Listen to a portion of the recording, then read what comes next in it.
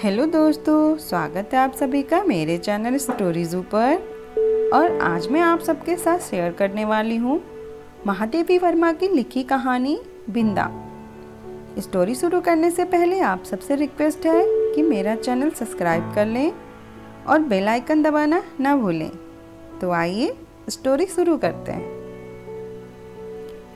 भीत सी आंखों वाली उस दुर्बल, छोटी और अपने आप ही सिमटी सी बालिका पर दृष्टि डालकर मैंने सामने बैठे सज्जन को उनका भरा हुआ प्रवेश पत्र लौटाते हुए कहा, आपने आयु ठीक नहीं भरी है, ठीक कर दीजिए, नहीं तो पीछे कठिनाई पड़ेगी। नहीं, यह तो गत आषाढ़ में 14 की हो चुकी है। सुनकर मैंने कुछ विस्मित भाव से अपनी उन भावी विद्यार्थी को अच्छी तरह देखा, जो 9 वर्षीय बालिका की सरल चंचलता से शून्य थी और 14 वर्षीय किशोरी के सलज्ज उत्साह से परिचित। उसकी माता के संबंध में मेरी जिज्ञासा स्वगत न रहकर स्पष्ट प्रश्न ही बन गई होगी, क्योंकि दूसरी ओर से कुछ कुंठित स्वर में उत्तर मिला, मेरी दूसरी पत्नी है और पता आप तो जानती ही होंगी। और उनके वाक्य को अधसुना ही छोड़कर मेरा मन स्मृतियों की चित्रशाला में 2 युगों से अधिक समय की भूल के नीचे दबे बिंदा या बिंदेश्वरी के धुंधले चित्र पर उंगली रखकर कहने लगा, ज्ञात है, अवश्य ज्ञात है। बिंदा मेरी उस समय की बाल्य सखी थी, जब मैंने जीवन और मृत्यु का अमिट अंतर जान नहीं पाया था। अपने नाना और दादी के स्वर्ग गमन की चर्चा सुनकर मैं बहुत गंभीर मुख और अस्वस्थ भाव से घर भर को सूचना दे चुकी थी कि जब मेरा सिर कपड़े रखने की अलमारी को छूने लगेगा, तब मैं निश्चय ही एक बार उनको देख जाऊंगी। ना मेरे इस पूर्ण संकल्प का विरोध करने की किसी की कोई इच्छा, और ना मैंने एक बार मरकर कभी ना लौट सकने का नियम जाना। ऐसी दशा में छोटे छोटे असमर्थ बच्चों को छोड़कर मर जाने वाली माँ की कल्पना मेरी बुद्धि में कहाँ ठहरती। मेरा संसार का अनुभव भी बहुत संक्षिप्त सा था। अज्ञानावस्था से मेरा साथ देने वाली सफ़ेद कुत्ती सीढ़ियों के नीचे वाली अंधेरी कोठरी में आंख मूंद पड़े रहने वाले बच्चों की इतनी सतर्क पहरेदारी हो उठती थी कि उसका गुर्राना मेरी सारी ममता भरी मैत्री पर पानी फेर देता था। भूरी पूसी भी अपने चूहे जैसे निसहाय बच्चों को तीखे पहने दांतों में ऐसे कोमलता से दबाकर कभी लाती कभी ले जाती कि उनको हाथ भी न चुभ जाता। ऊपर की छत के कोने पर कबूतरों का और बड़ी तस्वीर के पीछे गौरैया का जो घोंसला था, उसमें खुली हुई छोटी छोटी चोंचों और में सावधानी से भरे जाते दोनों और कीड़े मकोड़ों को भी मैं अनेक बार देख चुकी थी। बछिया को हटाते हुए रंभा रंभा कर घर भर को यह दुख समाचार सुनाने वाली अपनी श्यामा गाय भी व्याकुलता भी मुझसे छिपी न थी। एक बच्चे को कंधे में छिपकाए और एक को उंगली पकड़ाए जो भिखारन दौड़ दौड़ फिरती, वह भी तो बच्चों के लिए ही कुछ मांगती रहती थी। अतः मैंने निश्चय रूप से समझ लिया था कि संसार का सारा कारोबार बच्चों को खिलाने पिलाने सुलाने आदि के लिए ही हो रहा है। इस महत्वपूर्ण कर्तव्य में भूल न होने देने का काम मां नामधारी जीवों को सौंपा गया है।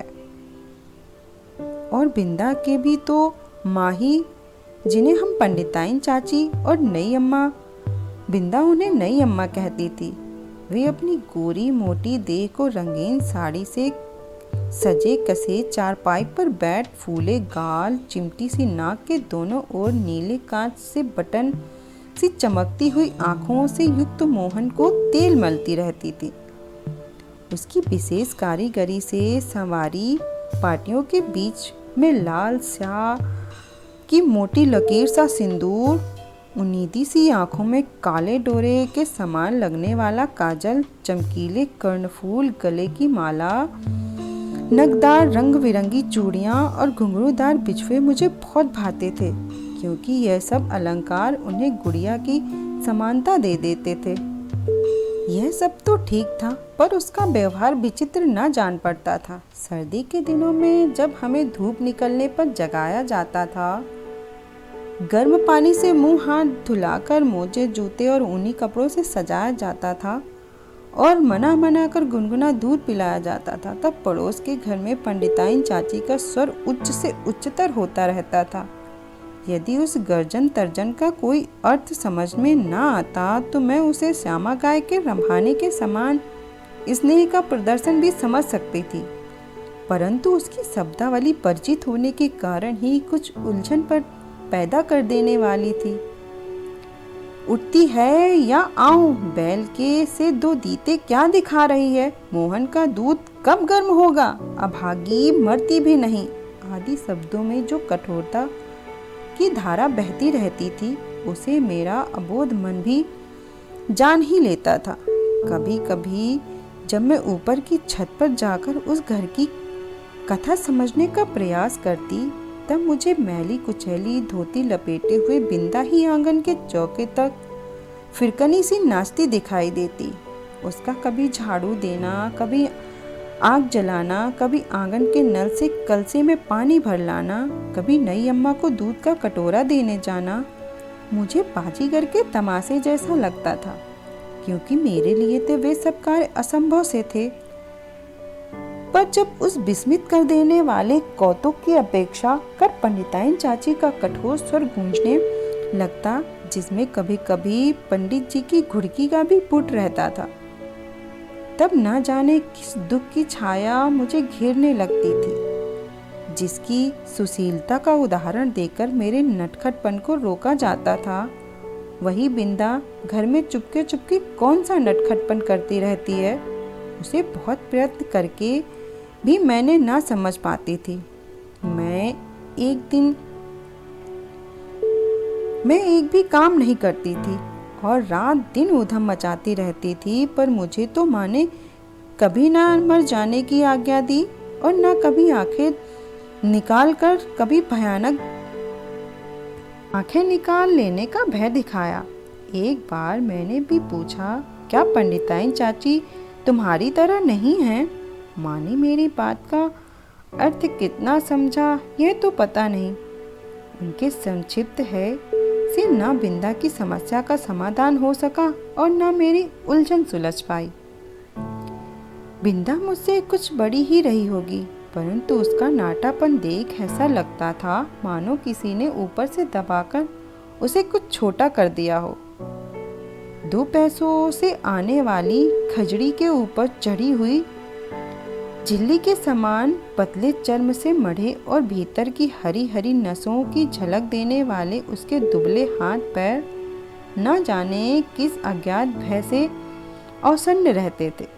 कहीं से कुछ आहट होते ही उसका विचित्र रूप से चौंक पड़ना और पंडिताइन चाची का स्वर कान में पड़ते ही उसके सारे शरीर का थरथरा उठना मेरे विस्मय को बढ़ा ही नहीं देता था, प्रत्युत उसे भय में बदल देता था। और बिंदा की आंखें तो मुझे पिंजरे में बंद चिड़िया की याद दिलाता था। एक बार जब 2-3 करके तारे गिनते गिनते उसने एक चमकीले तारे की ओर उंगली उठाकर कहा, वह रही मेरी अम्मा। तब तो मेरे आश्चर्य का ठिकाना न रहा। क्या सबकी एक अम्मा तारों में होती है और एक घर में?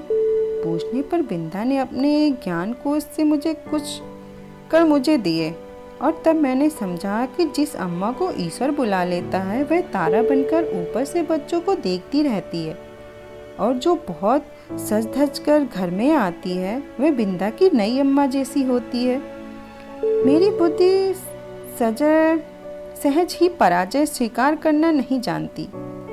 इसी से मैंने सोचकर कहा, तुम नई अम्मा को पुरानी अम्मा क्यों नहीं कहती? फिर वे नई नहीं रहेंगी और तुम्हें डांटेंगी भी नहीं। बिंदा को मेरा उपाय कुछ जचा नहीं, क्योंकि वह तो अपनी पुरानी अम्मा को खुली पालकी में लेटकर जाते और नई अम्मा को बंद पालकी में बैठकर आते देख चुकी थी। अतः किसी को भी पदच्युत करना उसके लिए कठिन था। पर उसकी कथा से मेरा मन तो सचमुच आकुल हो उठा। अतः उसी रात को मैंने माँ से बहुत अनुनय पूर्वक कहा, तुम कभी तारा न बनना, चाहे भगवान कितना ही चमकीला तारा बनाए। माँ बेचारी मेरी विचित्र मुद्रा पर विस्मित होकर कुछ बोल भी ना पाई थी। मैंने अकुंठित भाव से अपना आशय प्रकट कर दिया, नहीं तो पंडिताइन चाची जैसी नई अम्मा पालकी में बैठकर आएगी और फिर मेरा दूध, बिस्किट, जलेबी सब बंद हो जाएगा और मुझे बिंदा बनना पड़ेगा। माँ का उत्तर तो स्मरण नहीं, पर इतना याद है कि उस रात उसकी धोती का छोर मुट्ठी में दबाकर ही मैं सो पाई थी। बिंदा के अपराध तो मेरे लिए अज्ञात थे, पर पंडिताइन चाची के न्यायालय से मिलने वाले दंड के सब रूपों में मैं परिचित हो चुकी थी। गर्मी की दोपहर में मैंने बिंदा को आंगन की जलती धरती पर बार बार पैर उठाते और रखते हुए घंटों खड़े देखा था। चौके के खंभे से दिन भर बंधा पाया था और भूस के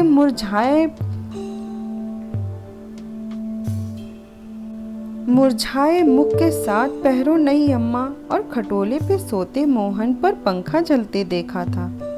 उसे अपराध का ही नहीं, अपराध के अभाव का भी दंड सहना पड़ता था। इसी से पंडित जी की थाली में पंडिताइन चाची का ही काला मोटा और घुंघराला बाल निकले पर भी दंड बिंदा को ही मिलता था। उसके छोटे छोटे हाथों से धुल न सकने वाले उलझे तेलहीन बाल भी अपने स्वाभाविक भूरेपन और कोमलता के कारण मुझे बड़े अच्छे लगते थे। जब पंडिताइन चाची की कैंची ने उन्हें कूड़े के ढेर पर बिखराकर उनके स्थान को बिल्ली की काली धारियों जैसी रेखाओं से भर दिया तो मुझे रुलाई आने लगी। पर बिंदा ऐसे बैठी रही मानो सिर और बाल दोनों ही नई अम्मा के हों। और एक दिन याद आता है, चूल्हे पर चढ़ाया दूध उफन जा रहा था। बिंदा ने नन्हे नन्हे हाथों से दूध की पतीली उतारी अवश्य, पर उसकी उंगलियों से छूटकर गिर पड़ी।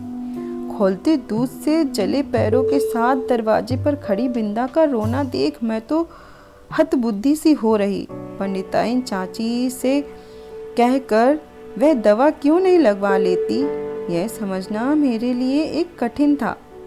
पर उस पर जब बिंदा मेरा हाथ अपने जोर से धड़कते हृदय से लगाकर कहीं छिपा लेने की आवश्यकता बताने लगी, तब तो मेरे लिए सब कुछ रहस्यमय हो उठा।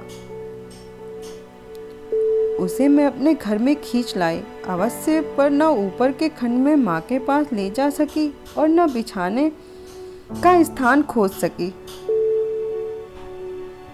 इतने में दीवारें लांग कर आने वाली पंडिताइन चाची के उग्र स्वर ने भय से हमारी दिशाएं रुंध दी।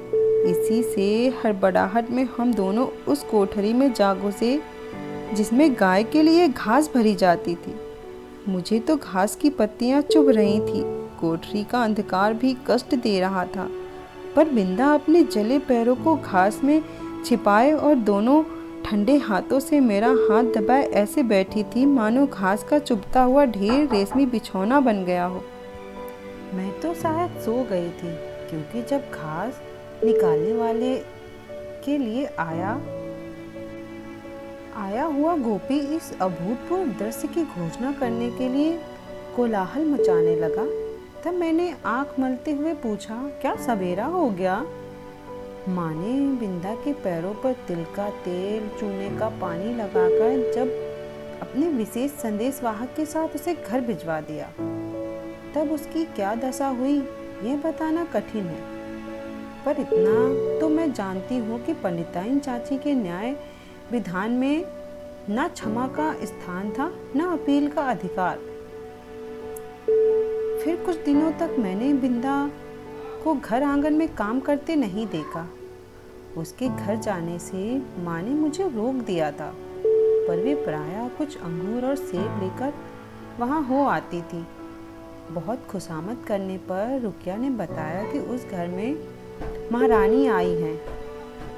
क्या वे मुझसे नहीं मिल सकती? पूछने पर वह मुंह से कपड़ा ठूसकर हंसने लगी। जब मेरे मन कोई समाधान ना हो सका, तब मैं एक दिन दोपहर को सभी की आंखें बचाकर बिंदा के घर पहुंची। नीचे के सुनसान खंड में बिंदा अकेली एक खाट पर पड़ी थी। आंखें गड्ढे में घस गई थी। मुख दोनों से भरकर न जाने कैसा हो गया था और मैली सी चादर के नीचे बिछा शरीर बिछोने से भिन्न नहीं जान पड़ता था।